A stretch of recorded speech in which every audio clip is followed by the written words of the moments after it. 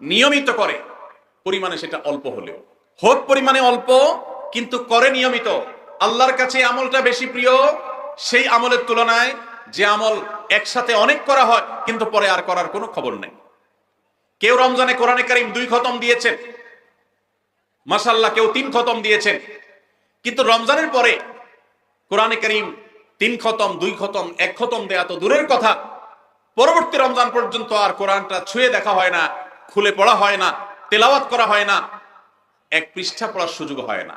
তাহলে এই 3 খতম 2 খতমের চাইতে রমজানে কেউ যদি 1 খতম কোরআন দেন অথবা তার চাইতে কমও কোরআন তেলাওয়াত করেন, কিন্তু রমজানের পরে সেই কোরআন দিনে হয়তো 2-5 পারা পড়তে পারেন না, কিন্তু 1 পৃষ্ঠা হইলেও পড়েন, 2 পৃষ্ঠা হইলেও পড়েন, তার দৈনন্দিন রুটিনের মধ্যে কোরআন তেলাওয়াত থাকেই থাকে।